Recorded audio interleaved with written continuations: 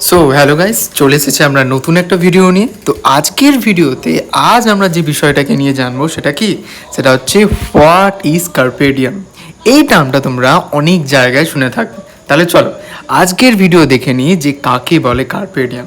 দেখো, কার্পেডিয়াম মানে হচ্ছে সিজ দ্য ডে, মানে যখন আমরা কোনো একটা দিনকে যখন একদম মন ভরে যখন ইউটিলাইজ করি তখন সেটাকে আমরা কি বলি, কার্পেডিয়াম।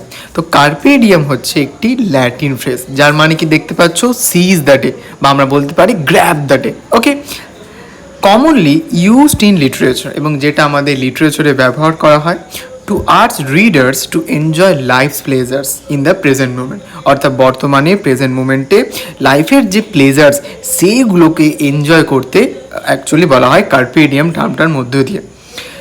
বিকজ কারণ কি, life is fleeting and the future is uncertain. কারণ আমরা তো জানি না, ভবিষ্যৎ তো আমাদের অনিশ্চিত, ভবিষ্যতে কি হবে না হবে আমরা জানি না।